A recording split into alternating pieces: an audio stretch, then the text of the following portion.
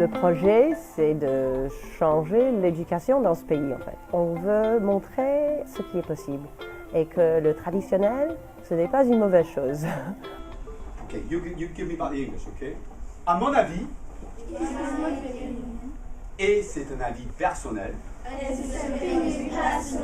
la langue française n'est pas compliquée. En fait, je dirais que la langue française est moins compliquée,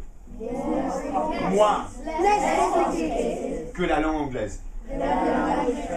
Quand on vient d'une famille défavorisée, on n'a pas accès aux livres, on n'a pas accès à plein de choses. La conversation autour de la table le soir pour parler des nouvelles de la journée, ce qui s'est passé avec le président ou n'importe quoi.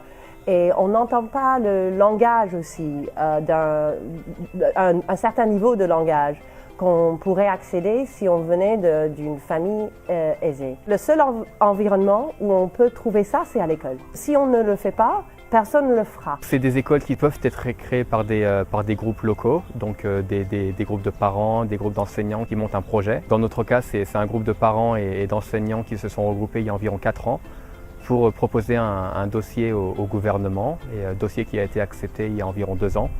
Et donc 12 mois plus tard, l'école s'est ouverte. J'ai presque abandonné le projet plusieurs fois parce que c'était tellement difficile. Il y a des gens dans ce pays qui n'aiment pas les free schools. Ils ne veulent pas qu'on existe. Et pendant 3 ans, on a essayé de trouver un immeuble. Les councils qu'on a ici vendaient les immeubles à d'autres gens pour empêcher à nous de les avoir.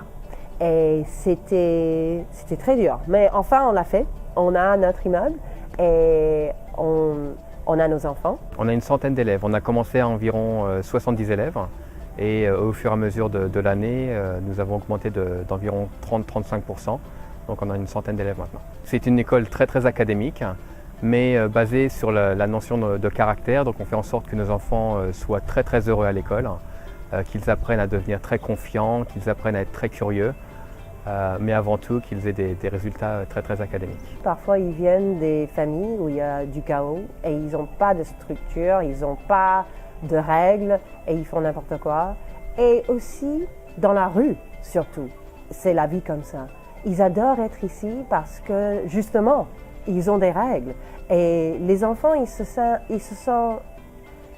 sent sain et sauf dans cet environnement-là. Vous avez vu notre déjeuner là, et comment ils se servent, comme s'ils étaient dans une famille. Ils servent la nourriture pour l'un et l'autre, ils nettoient la table, ils s'occupent de l'un et l'autre. Et c'est vraiment, on leur donne la famille qui pourrait peut-être, qui leur manque parfois.